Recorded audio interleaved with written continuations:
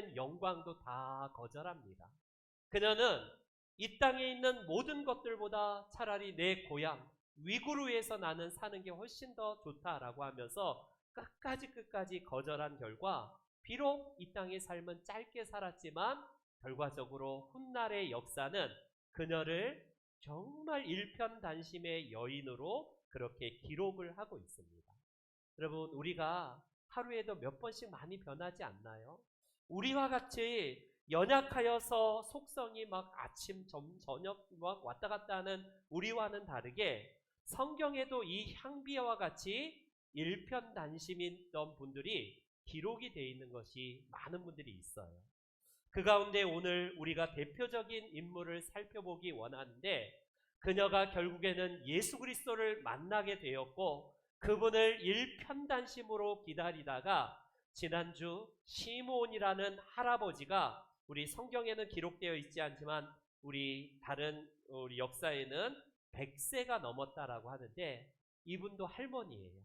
우리 84세가 된 할머니로서 그녀가 결과적으로 일편단심 기다렸던 메시아 예수 그리스도를 만나게 된 여인이 바로 안나입니다. 안나.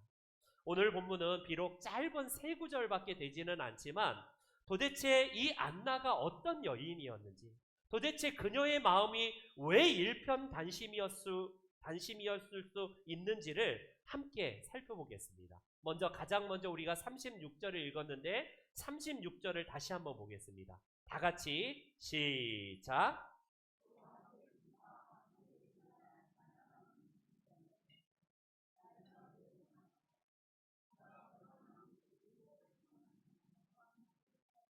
여러분, 이 말씀에 의하면 그녀에 대한 여러 가지 정보를 얻을 수 있는데 첫 번째는 그녀가 아셀 지파 바누엘의 딸이다라고 기록된 걸 보면 바누엘이 도대체 누군지는 모르지만 그래도 이름 있는 사람인 것은 틀림이 없어 보입니다.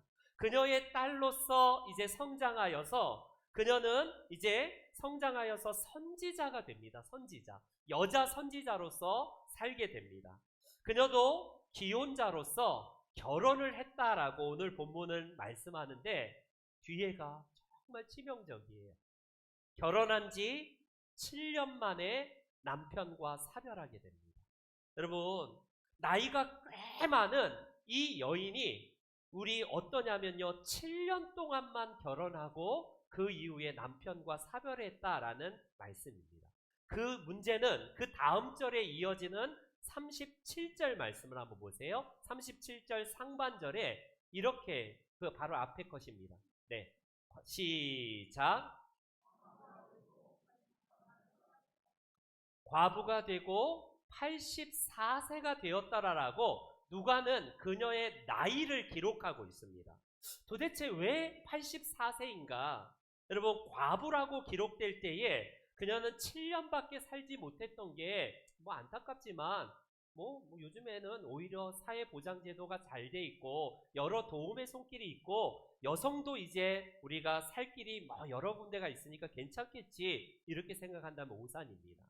2000년 전에 과부는요 사회의 약자 중에 약자로 성경이 기록해요.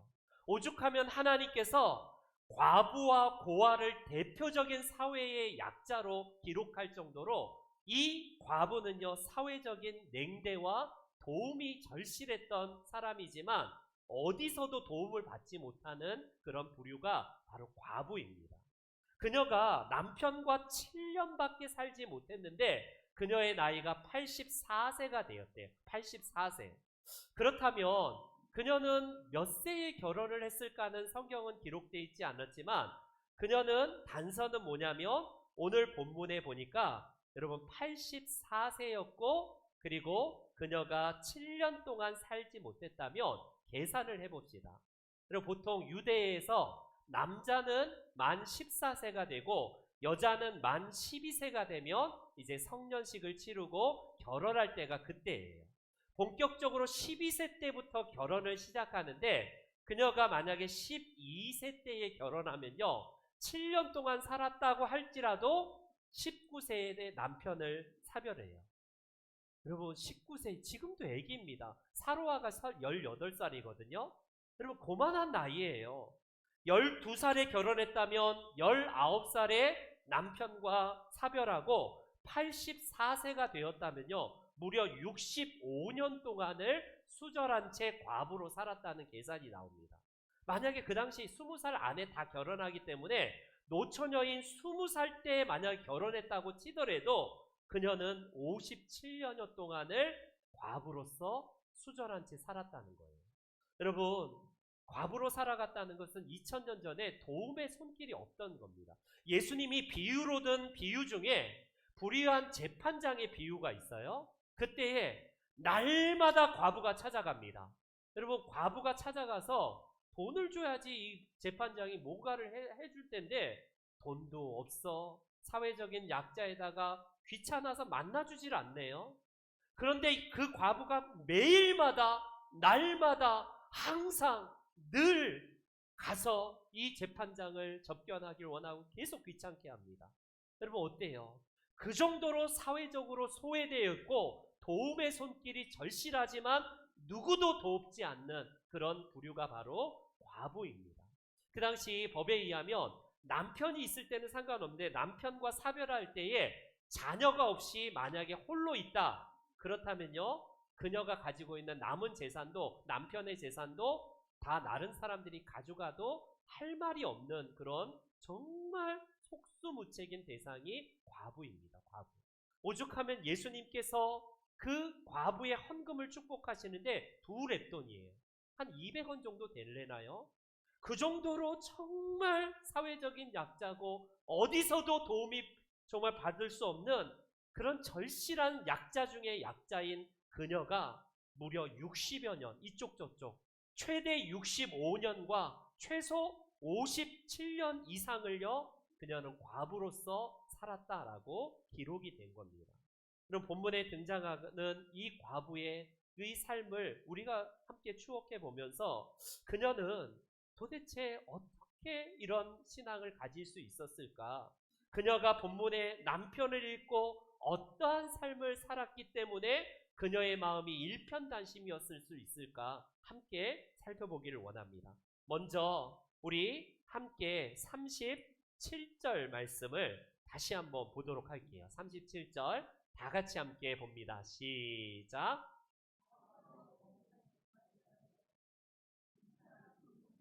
거기까지요. 거기까지. 첫 번째, 저를 따라해 주십시오. 성전 중심의 삶. 시작. 여러분, 누가 7년 동안 살다가 남편을 잃을 줄 누가 예상했겠어요? 거기다가 12살에 결혼했으면 19살에 남편을 잃어버린 이 참담함, 이 황망함, 하늘이 무너질 것 같은 충격을 받았을 때에 보통 사람들은 어떻게 이 슬픔을 견디겠냐고요. 그 당시에 누가 와서 위로는 잠깐 해줄지 모르지만 그녀의 남은 삶은 너무나 막막합니다. 이제 어떻게 살라고? 여러분 나오미를 보시면 알지 않나요? 나오미가 우리 룻과 함께 고향으로 돌아와서 베들레헴으로 돌아와서 구걸하면서 남의 밭에서 떨어지는 이삭이나 먹고 살아가야 될 전전긍긍했던 대상이 과부 아닙니까? 인생을 비관하고 내 삶은 왜 이러지? 철저하게 내 삶은 완전히 무너졌다라고 해서 마음이 무너진 채 사는 게 보편적이지 않겠습니까? 그런데 그녀는 오늘 본문에 의하면 성전을 떠나지 아니하였다라고 본문은 기록을 하고 있어요. 그녀가 결혼 전에 남편을 잃기 전에도 성전 중심으로 살았는지는 우리는 잘 모르겠습니다. 그러나 오늘 본문이 남편을 먼저 잃고 나서 나이를 기록하고 나서 그 다음에 성전을 떠나지 아니하였다라고 하는 걸 보면 아마 그녀는 남편을 보내고 나서 이 황망함을 어떻게 극복할까? 그래서 그녀는 그 이후에 성전 중심으로 살지 않았는가 추측해 볼 수 있습니다. 여러분, 성경에는 약 2,500여 명의 인물들이 등장을 해요. 딱 두 부류로 등장을 하는데 크게는 믿음 있는 사람과 불신의 사람이 등장을 합니다. 믿음과 불신, 이 두 가지로 분류가 됩니다. 근데 믿음 있는 사람들의 특징이 뭐냐면 항상 교회 중심, 성전 중심, 그 예배 중심의 삶을 살았다는 것을 볼 수 있어요. 믿음의 조상으로 우리가 부르는 아브라함을 보십시오. 창세기 12장에 등장하는 아브라함이 하나님의 부르심을 받아서 이제 그가 거처를 옮기면서 가장 먼저 했던 일을 성경은 뭐라고 기록하는지 보십시오. 아브라함은 그가 그곳에서 제단을 쌓고 또 옮겨서 거주지를 옮길 때마다 가장 먼저 믿음의 조상인 아브라함은 제단을 쌓는 일을 가장 먼저 했다라고 성경은 증언합니다. 또 13장 바로 뒷장에 13장에 보면 헤브론에 또 정착하여서 마물의 상수리 숲풀 나무 아래에서 그가 했던 건 뭐냐면 제단을 쌓았더라라는 이 말씀을 성경은 증언합니다.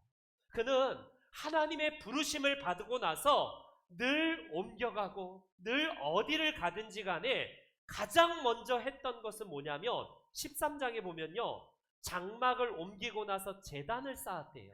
그가 옮기고 나서 늘 가장 첫 번째 했던 것은 제단 쌓는 일, 즉 하나님께 예배 드리는 것을 가장 먼저 했다라는 사실입니다.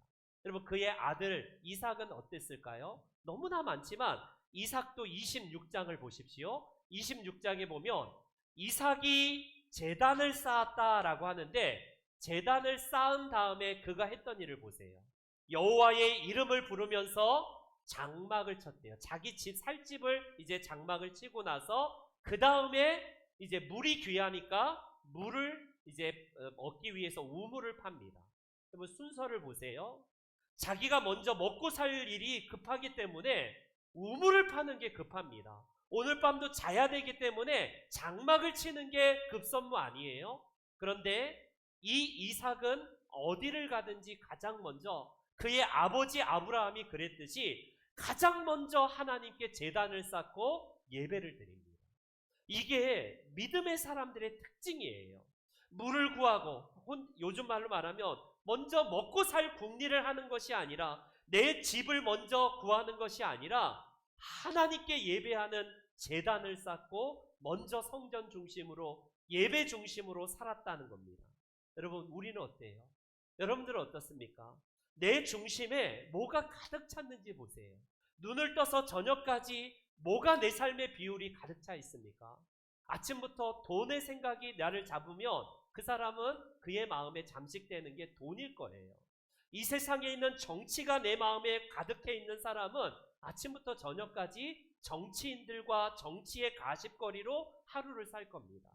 우리의 마음에 돈과 자녀와 취미와 여러 가지 이 땅의 것들이 내 삶의 중심에 자리 잡고 있지는 않은지요.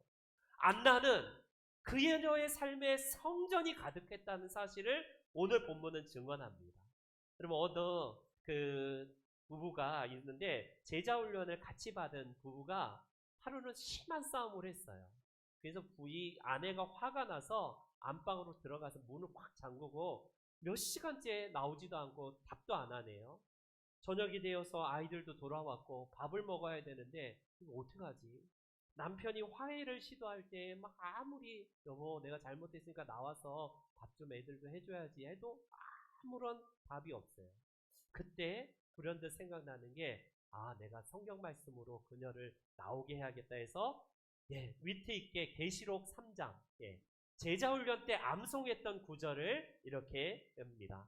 볼지어다 내가 문 밖에 서서 두드리노니 음성을 듣고 나오라, 뭐 그런 거 아니겠어요? 그 말씀을 문에다 대고 크게 얘기하니까 그제 반응이 나오는데 아내가 그 다음에 성경 구절을 암송합니다. 문 안에서, 안방에서 이렇게 얘기를 합니다. 뭐라고 하냐면 나를 떠나서는 너희가 아무것도 할 수 없다. 그리고 밥도 못 먹고 니들 아무것도 못해. 쉽게 말하면 그거 아니에요? 그러는 사이에 말씀을 서로 그 안방에 문 하나 사이에 두고 이렇게 하다가 결국 그 밤에 화해를 하고 맛있게 밥 먹어서 잘 잤다라는 전설 따라 삼천리 같은 이야기예요. 여러분, 우리도 예수 믿는 분들도 티격태격 싸울 수도 있어요. 부부싸움도 할 수도 있고 연약하여 넘어질 수도 있습니다. 그러나 우리가 놓쳐서는 안 될 것, 우리가 예배 중심의 삶, 하나님 중심의 삶, 교회 중심의 삶은 결코 놓치지 않아야 될 줄 믿습니다. 여러분, 어떻게 해야 우리가 믿음이 생겨야 하는가요? 로마서에서 직접적으로 이렇게 말씀합니다. 믿음은 들음에서 난다. 들음에서 난다. 그 들음이 유튜브의 들음이 아니에요. 이 세상의 좋은 명사들의 좋은 이야기가 아닙니다. 그 들음은 그리스도의 말씀, 즉 생명의 말씀인 이 하나님의 말씀을 통하여서 우리는 믿음이 생긴다라고 성경은 말씀하고 있어요. 그렇기 때문에 여러분, 교회 와서 뭘 하겠어요? 정치 얘기 듣겠습니까? 교회 와서 뭐 세속적인 얘기 듣겠어요? 그리스도의 말씀을 들음을 통하여서 우리의 믿음이 회복되는 줄 믿습니다. 여러분, 믿음이 떨어졌다라고 생각된다면 가장 먼저 환경, 다른 거 바라보지 마시고 무슨 원인이냐면 예배 자리에서 내가 멀어지지 않았는지, 하나님께 집중하면서 내가 정말 예배 중심, 교회 중심에서 멀어지지는 않았는지 그거 점검하시는 거예요. 내 삶이 자꾸 일이 꼬이고 뭔가 내 삶의 평안을 잃어버린 채 뭔가 뒤죽박죽 되는 인생을 산다면요, 기본으로 돌아가는 거예요. Back to basic. 우리는 기본으로 돌아가서 오늘 본문에 나오는 안나 선지자, 이 할머니와 같이요, 예배 중심, 성전 중심의 삶을 사시기를 축원합니다. 여러분, 한국과는 조금 다른 상황일 수도 있는데 미국에 살아가는 이 유대인들은 독특한 특징이 있대요. 유대인들은 굉장히 경제를 잘 이렇게 해갖고 돈도 많이 벌잖아요. 유대인들의 특징이 돈을 벌면 회당 가까이로 이사한답니다. 그곳이 비싼 동네일수록 그냥 그래도 돈을 벌면 가장 먼저 회당 중심으로 모인대요, 유대인들은. 근데 한국을 비롯해서 대다수의 이민자들은 돈을 벌면 어디로 가냐? 아파트, 좋은 몫이 있는 주류 사회가 있는, 자녀도 잘 되는 학군, 여러 가지 뭐 거주지 중심, 비즈니스 중심, 돈 되고 나중에 이 팔더라도 돈이 되는 그쪽으로 간대요. 여러분, 이게 유대인들과 다른 사람들과의, 다른 이민자들과의 차별이랍니다. 여러분, 바로 그거예요. 우리가 하나님 중심, 성전 중심, 바로 예배 중심으로 살아갈 때에 하나님께서 이 안나가 일편단심으로 하나님 나라를 기다렸던 것처럼 바로 그겁니다. 두 번째로, 그녀는요, 어떤 중심으로 살았는지를 다시 한번 37절 하반절을 보겠습니다. 그녀는 성전을 떠나지 않았을 뿐더러 주야로 금식하면서 기도함으로 섬겼다라고 말합니다. 저를 다시 한번 따라해 주세요. 그녀의 두 번째, 여러분, 바로 기도 중심의 삶. 시작. 성전 중심, 교회 중심과 더불어서 그녀의 마음에는 기도가 늘 마음에 살아 있었어요. 아, 나 84세나 되는 꼬부랑 할머니인데 나는 옛날에 기도 많이 했어요. 그거는 젊었을 때 하는 사람들의 몫이죠. 여러분, 그런 많이 얘기도 하잖아요. 그러나 그녀는 금식 대장입니다. 기도 대장이에요. 예전에 우리 어머니도 그랬지만 예전에 우리 권사님들, 집사님들은요, 밤을 새웠던 분들이 많았어요. 사실 늘 문제가 있건 없건 교회당에 와서 늘 금식하면서 새벽 기도회 때까지 아예 철회하면서 살았던 것이 우리 권사님들이었어요. 우리 한국교회 힘이었습니다. 그들에게 있어서 가장 중요한 것은 하나님 앞에 우리 가족과 교회와 나라를 위해서 사생결단하면서 기도했던 것이 우리 권사님들, 집사님들 아니었습니까? 바로 그겁니다. 그녀는 가장 절망의 상태, 어찌 보면 하늘이 무너질 것 같은 남편을 잃어버린 이 상황에서도 금식하면서 정말 그녀의 마음을 다잡는데 기도의 중심으로 살아갑니다. 중요한 것은 하나님이 금식을 명하신다는 사실이에요. 너희가 구제할 때에 이렇게 하라 라고 하면서 오른손이 한 것을 왼손이 모르게 하라, 예수님이 말씀하시지 않습니까? 너희가 기도할 때에 라고 하면서 기도도 우리가 당연히 필수 요건으로 말하지 않나요? 예수님은 그 중에 너희가 금식할 때에 라고 할 때에 금식도 우리 그리스도인들의 필수 덕목이래요. 저도 제일 약한 게 먹는 거를 이렇게 너무 좋아해서 한 끼도 금식하면 막 못 살 정도로 힘든데, 여러분, 금식을 하면서 하나님께 기도할 때에 그게 능력이래요. 특별히 이사야서 58장을 보십시오. 이사야서 58장에 내가 기뻐하는 금식이라고 이렇게 말합니다.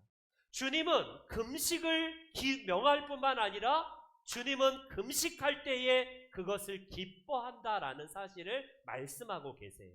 여러분, 우리가 금식하면서 기도할 때에 하나님은 우리의 흉악의 결박을 벗어내 주시고요, 멍에의 줄을 끌어 주시고요, 압제당하는 자의 그 모든 그것을요 자유롭게 해주신다라고 약속합니다.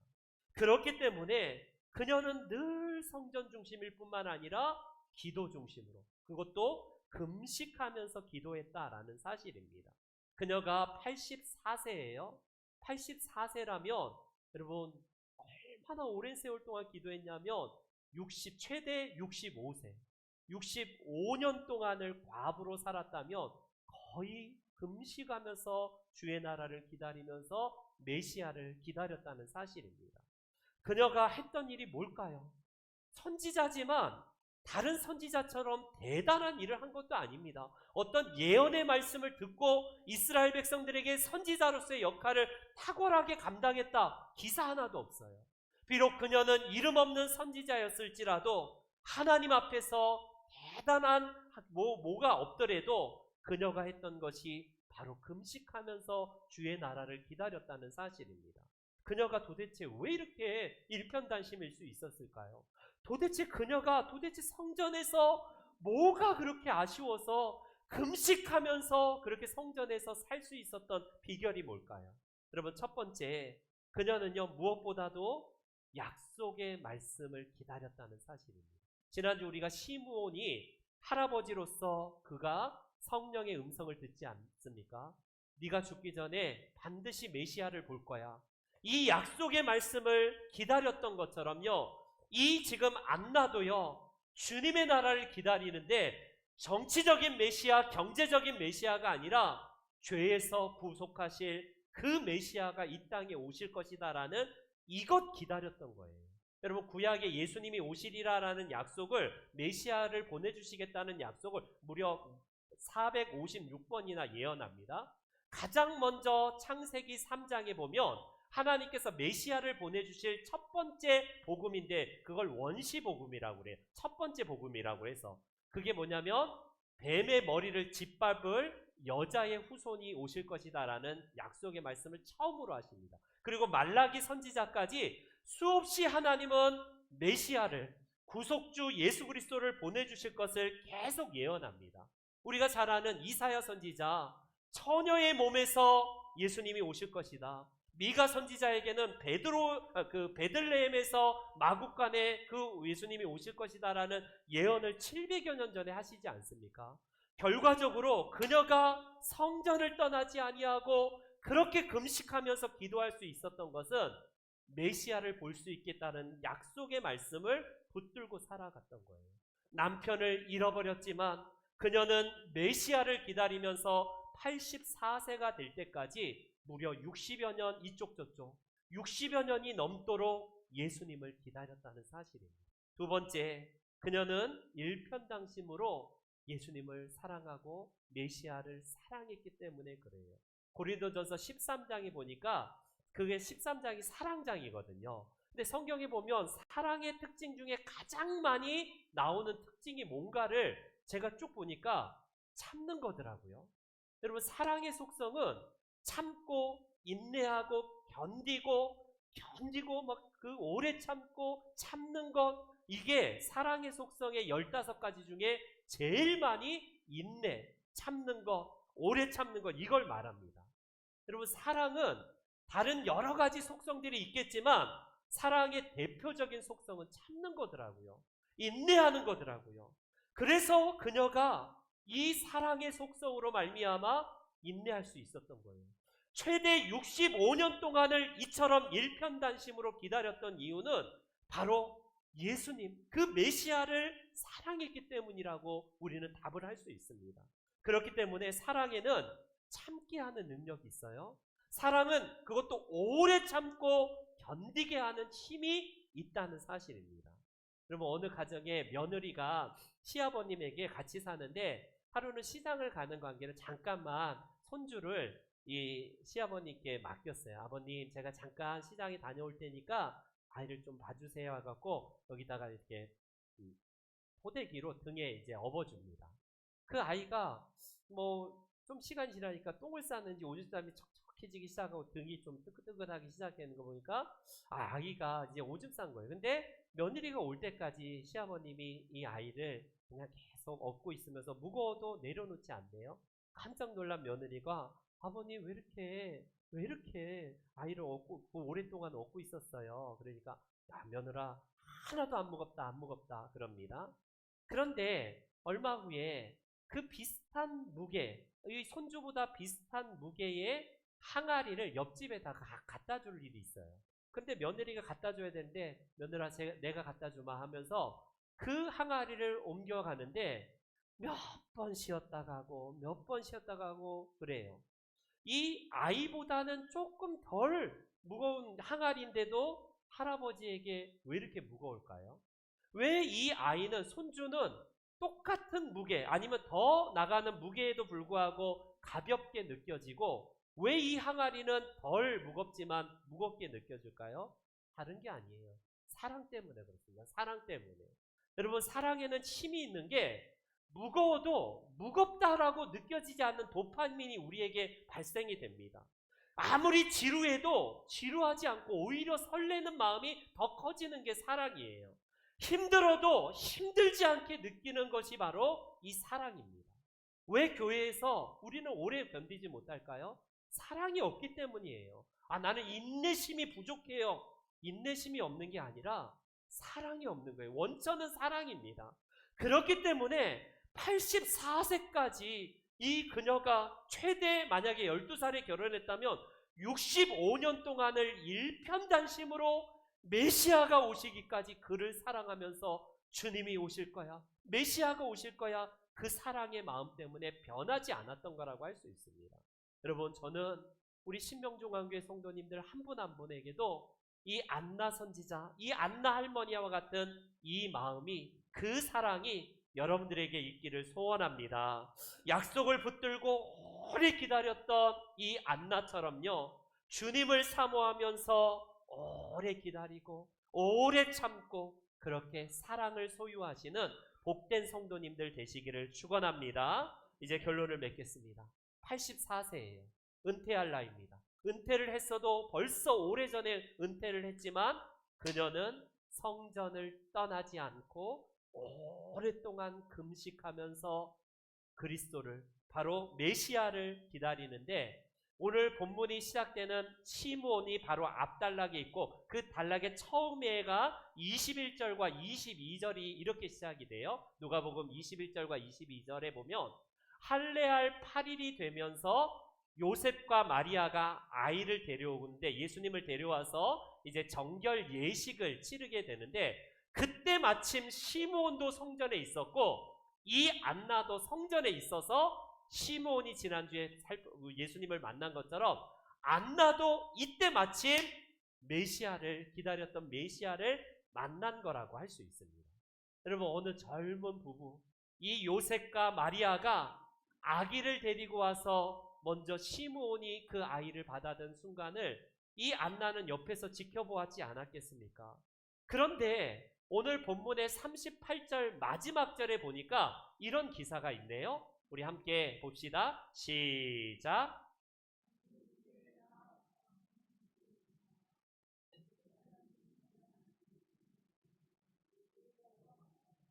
여러분, 저기 38절의 주어가 도대체 누구예요? 누가 이때 나왔고 도대체 안나가 나왔다는 건지 시므온이 나왔다는 건지 요셉과 마리아가 나왔다는 건지 우리 성경에는 주어가 없어요, 안타깝게. 그런데 원문과 영어 성경만 봐도 she라고 분명히 그 she가 누구냐면 바로 안나를 지칭한다는 것을 우리는 볼 수 있습니다. 안나는 그때 마침 이 시므온이 안고 있던 그 아이, 그리고 나서 이 성전에 있던 아이를 마침 보고 하나님께 감사했대요. 시므온과 똑같죠? 예루살렘의 속량을 바라는 모든 사람에 대해서 이 아이에 대해서 증언했다라고 성경은 말씀합니다. 학수고대했고 그렇게 일편단심을 기다렸던 메시아를 보내주신 그 하나님께 감사하면서 찬양하면서 그녀는 드디어 이 오랜 세월, 60여 년이 넘는 세월 동안 성전 안에서 금식하면서 기다렸던 메시아를 증언했다라고 할 수 있습니다. 이제 오늘은 대강절 두 번째 주일이에요. 대강절은 전통적으로 교회에 촛불을 5개를 해서 첫 번째 주일 불 켜고 두 번째 촛불을 켜면서 나머지 다음 주에 셋째 주, 넷째 주에 그 주간에 이제 우리 그 예수님이 오시는데 5번째 촛불을 켤 때에 성탄절이 됩니다. 이게 보통 메시아를 기다리는 대강절 기간에 교회가 행하는 모습이에요. 우리는 아기 예수 그리스도가 2000년 전에 소리 소문 없이 그 당시에 누구에게 왔는지 한번 면면을 보세요. 누가는 특히 사람에게 관심이 있기 때문에 들판에서 목동들이에게 천사를 통해서 메시아가 왔다는 사실을 고지합니다. 여러분, 그 당시 목동은 오늘날 목동의 개념은 되게 목가적이고 정말 여유자적하고 되게 멋있어 보이지만 2000년 전의 목자들은 거의 죄인 취급합니다. 거의 하류부로서 사람 취급하지 않았던 대상이 목자들이었어요. 그만큼 소외된 계층입니다. 근데 예수님은 그들에게 천사를 통해서 예수님이 오심을 알려줘요. 먼 곳에서 온 동방 박사들에게 예수님이 탄생했음을 알리고요. 오늘 시므온과 안나 같은 할머니, 할아버지, 도대체 사회적인 영향력이라고는 하나도 없는 그녀들이 결과적으로 그가 할아버지, 할머니가 예수 그리스도를 만나게 되었다라는 사실입니다. 변함이 없어요. 앞으로 예수님이 언제 오실지 모르지만 그 예수님은 권력을 쥔 대단한 사람들에게 내려오시는 게 아닙니다. 이 땅에 권력자와 대단한 어떤 스펙을 가진 자들에게 오시는 게 아니라 안나처럼 시므온처럼 일편단심 주님을 기다렸고 그를 사랑했던 사람들에게 다시 오실 예수님도 소리 소문 없이 이 땅에 오셔서 재림의 왕으로 그분은 다시 오실 겁니다. 우리 그때까지 우리의 믿음을 이 안나와 같이 늘 일편단심, 교회 중심으로, 예배 중심으로, 기도 중심으로, 그리고 늘 하나님을 사랑하는 마음으로 기다리는 마라나타 예수 그리스도를 기다리는 저와 여러분들 되시기를 주의 이름으로 축원합니다. 아멘. 다 같이 일어나